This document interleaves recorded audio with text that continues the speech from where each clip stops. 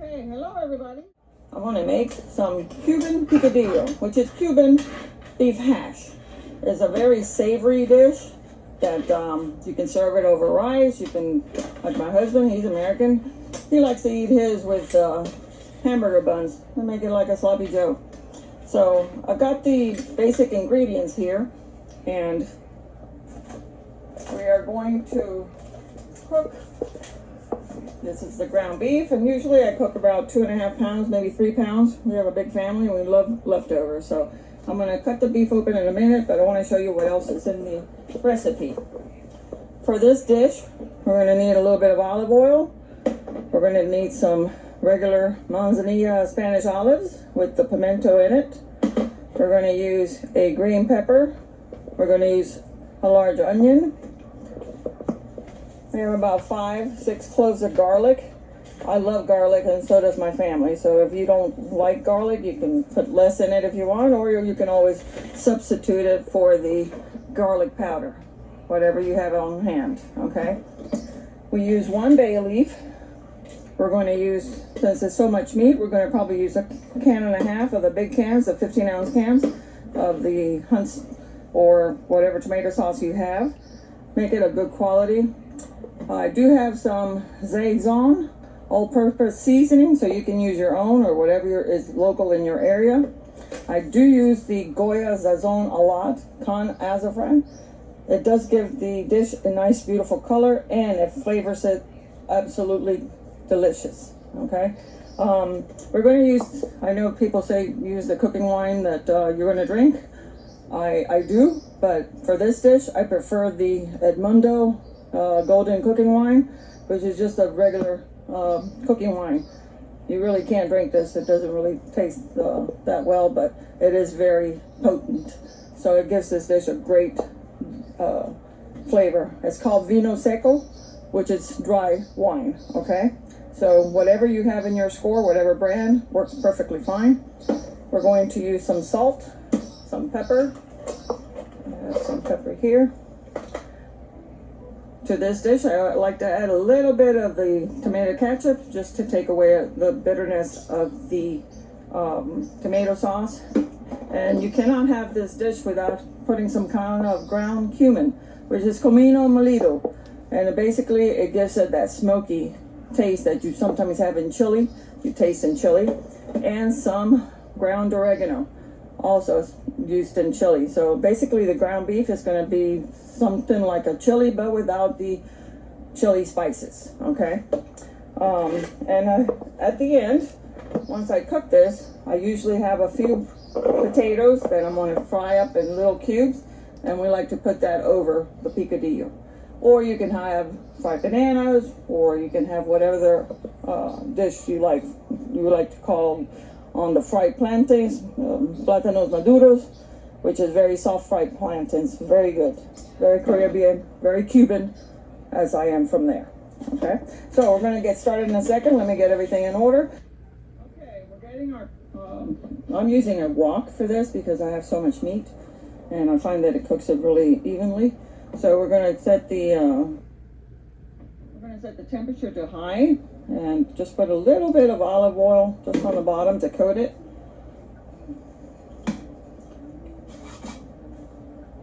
And we're going to get it all nice and coated. And then we're going to put our ground beef in there.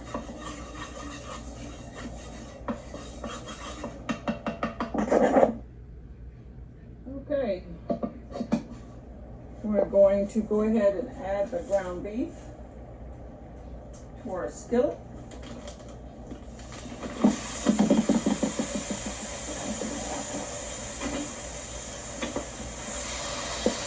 And we're going to break it up until it browns.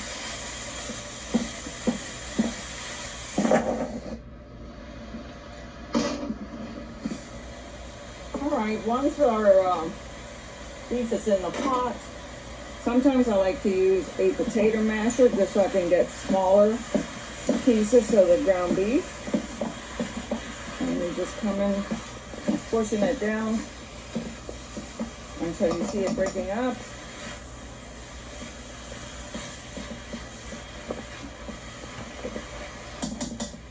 As that is browning, I'm going to go ahead and add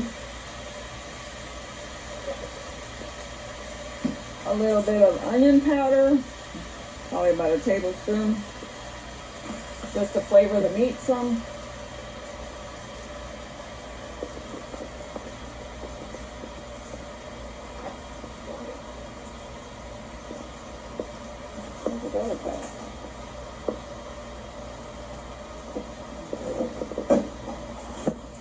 To that, we're going to also add a little bit of garlic powder. Again, about a tablespoon. Just to flavor the meat as we go.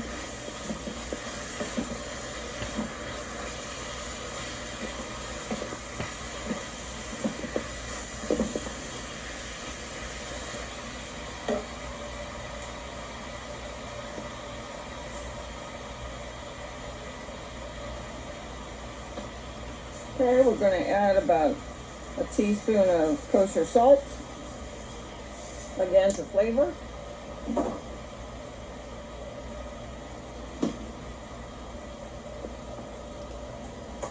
A little bit of ground pepper to your taste.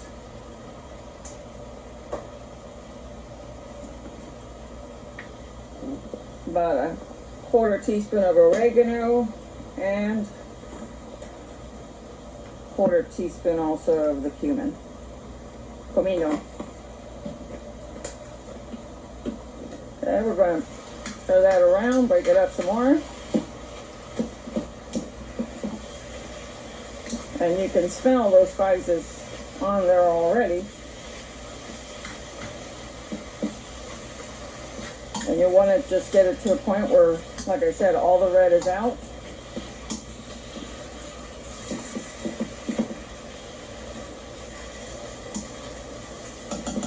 So we'll keep doing that for just a second here.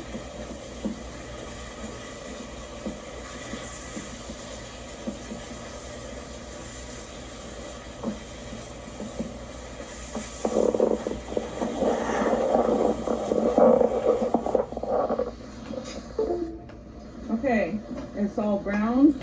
As you see, we're going to go ahead and remove it from the stove and drain it. I've got a big colander to drain. And I'm going to go ahead and lower the temperature while this drains.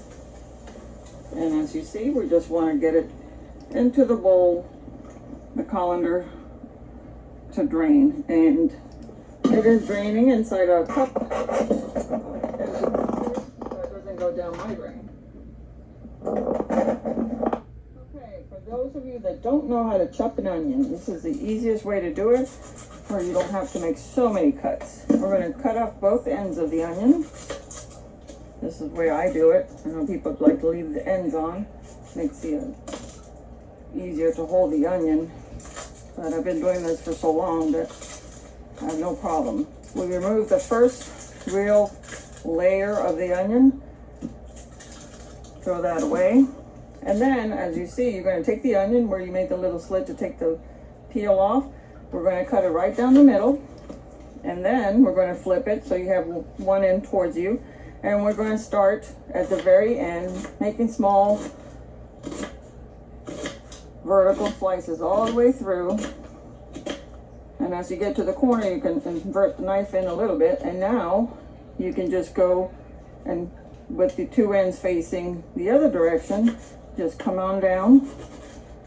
And you can have it as big or as small as you like.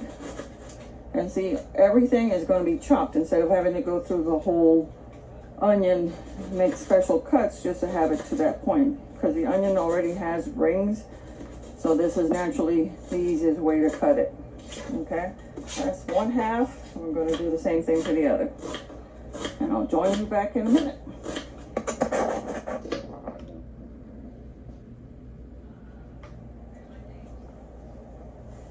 All right, now that our onion is chopped, I'm going to go ahead and put about a tablespoon of olive oil into the pan.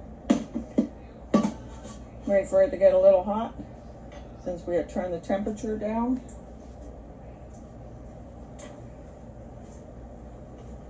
So in the same pan that you cooked your beef in, we're going to add the onions.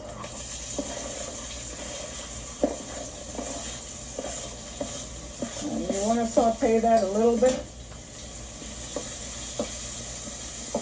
over medium-high heat.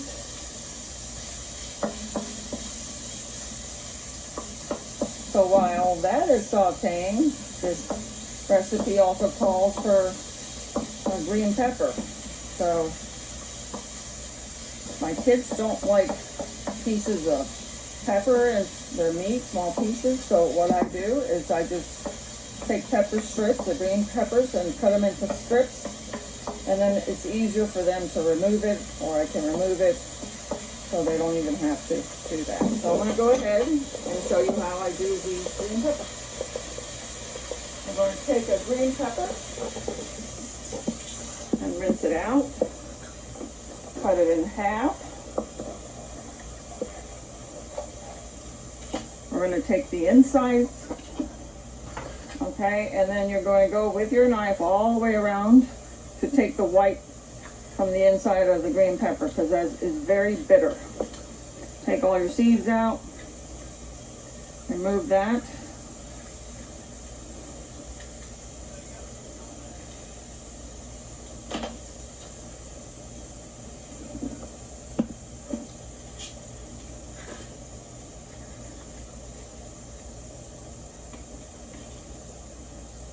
My kitchen is very small, so sometimes I use the sink as a garbage disposer, even though I don't have one. So I'm going to rinse out all these seeds, because you definitely don't want those inside your beef.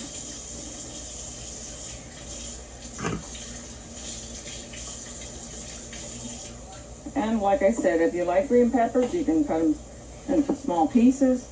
Otherwise, I just cut them into large strips, so it's easier to remove.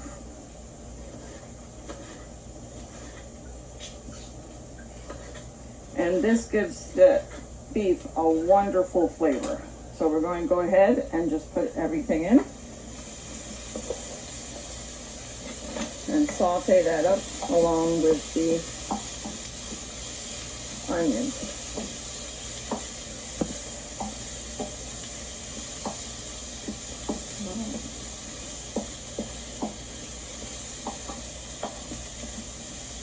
The onions are picking up the flavor of the beef that we had browned in here. And while that is cooking, we're going to go ahead and add the garlic.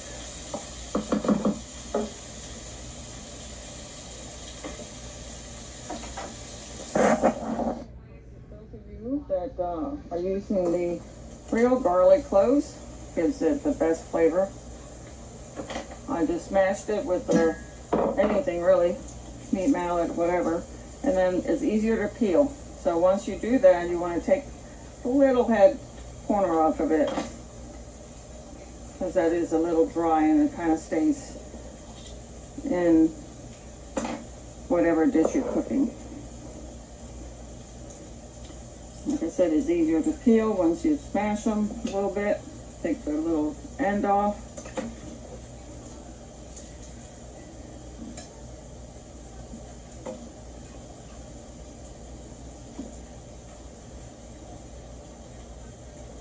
Okay, and now we're going to use a garlic press to get it all into the saute pan. So we're pressing it through. Usually put a couple of cloves in at a time. Press down on it. Get all that good garlic taste going.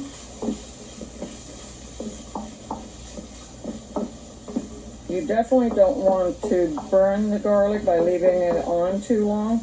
So every time I put the garlic, I like to have the heat just a little bit lower, which then I can raise up until I finish pressing the garlic in the pan.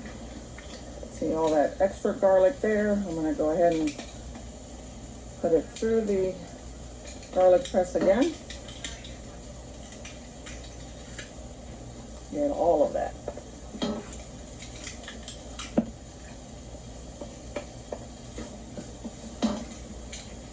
Okay, that should do it. So you have your onions, the green pepper, and the garlic sauteing here. It's incorporated.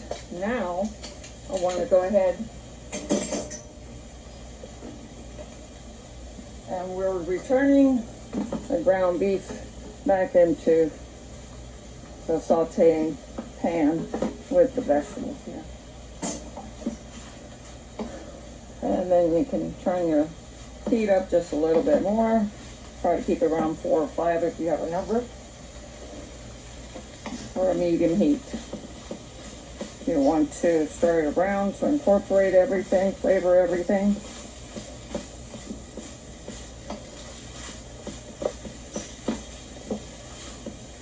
And you can definitely use ground turkey if you do not want to use ground beef. Same procedures.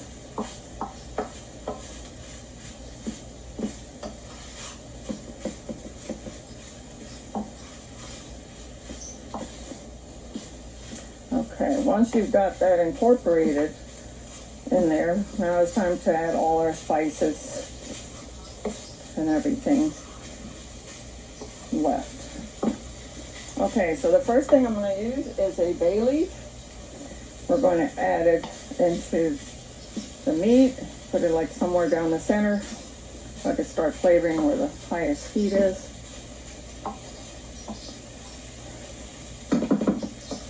The next thing is going to be our cooking wine,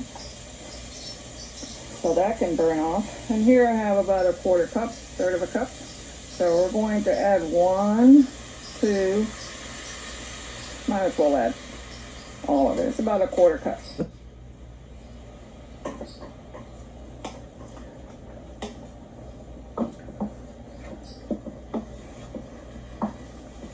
You can definitely smell the wine cooking, the alcohol off. And remember that we had taken out all the oil when we drained the beef.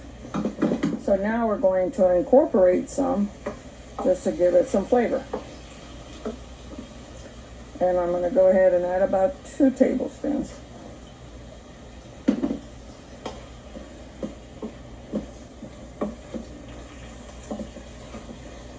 Okay, to that, I am going to add my seasoning packets.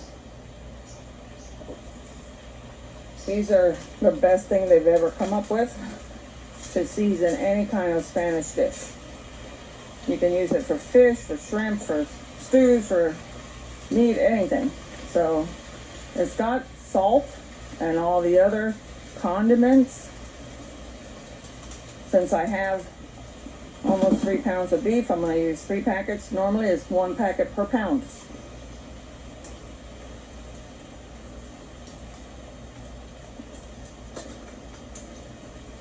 All right, let me stir that around.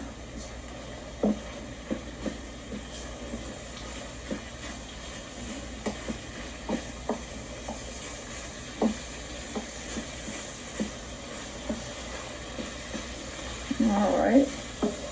Let me turn the heat down a little bit, and this is our 3rd pack.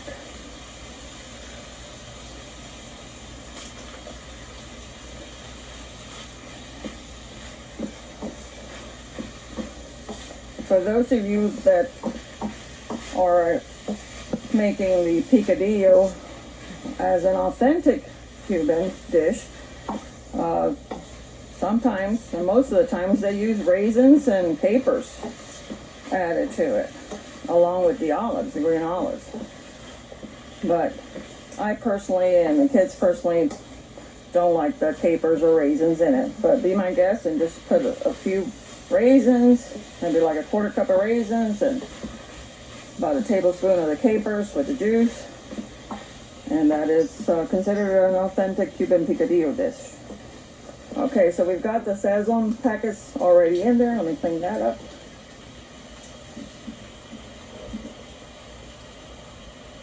Okay, now it's time for the little bit of cumin, because that gives it the taste, and this will stay with the sauce. So we're going to put about half a teaspoon of cumin. Definitely don't want too much. And about a half a teaspoon of the oregano. And you'll be tasting along the way to your liking. If you feel that it's not spicy enough for you or not flavorful enough for you, you can always add more. But it's those same basic ingredients. Now you saw me put the onion and garlic powder while I was browning the beef. So I am going to go ahead and add more. So about another half a teaspoon of the onion powder and another half a teaspoon of the garlic powder. And that's just extra flavoring that's going to bring this dish to life.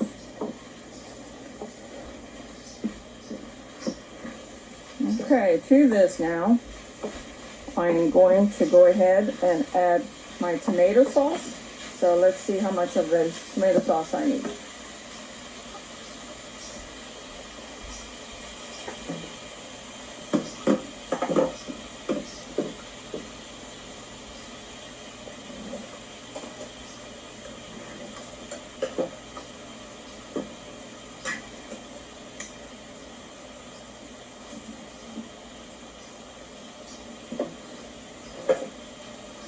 Okay, I'm going to go ahead and start with 1 can of the tomato sauce.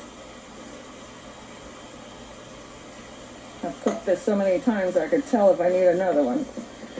And I can tell I need some more. Because you want it to get wet. You want that beef to stay wet with the tomato sauce.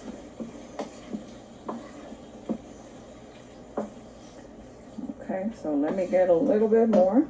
I'll go ahead and open up another can. If you have a small can, you can probably just use that one too. And again, you're making it with 1 pound of beef, all you probably need is a small can of the tomato sauce. I'm going to go ahead and add half a can and see how we do.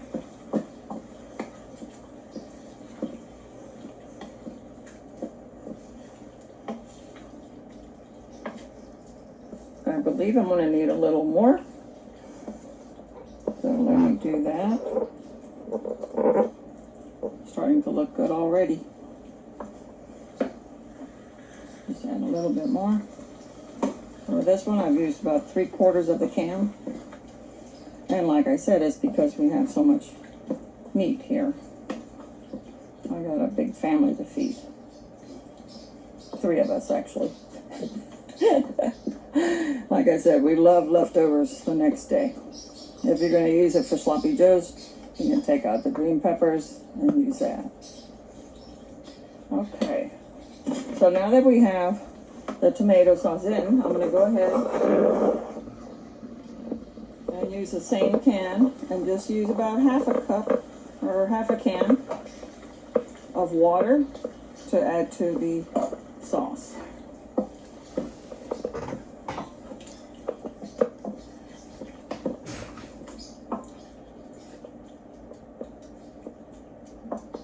It'll start bubbling up again. I think I need a little bit more water. So about another 1/4 cup. You want it to be a little soupy because this will cook and get thicker as you cook it. The water will boil out of it. Okay. So since we have so much tomato sauce in there, I'm going to go ahead and put that little bit of squirt of ketchup. And that is just to remove some of the bitter tomato taste. So that's about a tablespoon.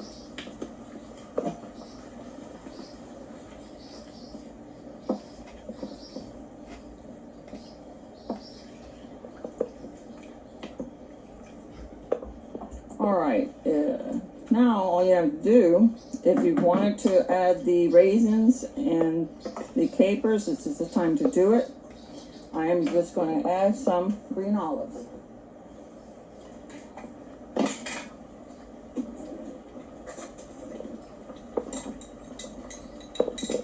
my family likes the green olives, so I just leave them whole.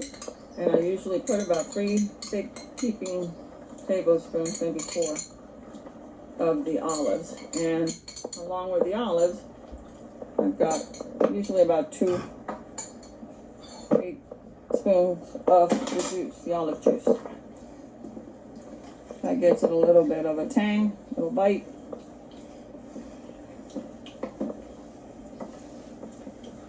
And for this, all we're going to do is just let it simmer till you see that everything is blended, it's cooked. The peppers will be a little, and everything will be bubbly. Of course, you have to taste for flavor at the end. If you feel it needs a little salt or a little more garlic, a little cumin or anything else, you can always add. Okay, so for now, this is the end of this process here. I'll show you what I do once it's done with the potatoes that go on top of the picadillo, the beef, ground beef. All right, guys, as you see, the green peppers are softened some, and while we leave this on a medium-low temperature, or just low, you can see that the sauce is thickening up. The water is being absorbed, and while we do that, I'm going to go ahead and cover it and just show you what I do with the potatoes that we're going to add to the picadillo once we're done with it. So I have 4 potatoes here, as many as you'd like. Usually I just cut them in half, and this is the quickest and easiest way for me to go ahead and cut them into small pieces. So we're going to just go down, turn it over, go down again, and make about 4 slices into it, and then we're just going to go ahead, pull the whole thing, and cut it 3 times into it. And what you want is basically little cubes of potatoes, okay? And as you see, we've gone through the potato, half the potato, without too much slicing, and just down, turn again, rotate it, turn, take the whole one once you have a flat surface on there, and you can go ahead and just break them apart. I've already have the oil going, and as soon as I finish cutting these, I'm going to put them in the hot oil.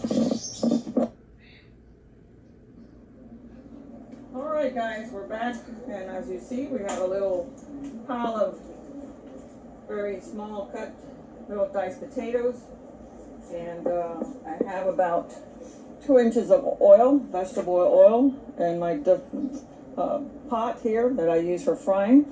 And what I'm going to do is I'm going to go ahead and very gently, after I've paper toweled the top of them, took a lot of the water off of these, I am going to add them in very gently, so you don't get a lot of the splashback. Very gently. Put it away from you. And I am going to add all of this because my pot actually is big enough. So we're going to fry these until nice and brown. Lightly brown.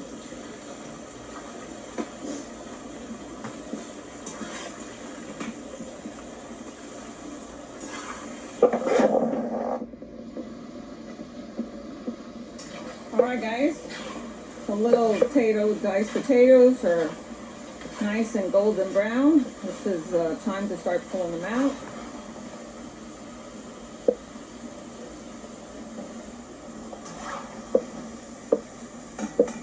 And all these need is just a little salt over the top.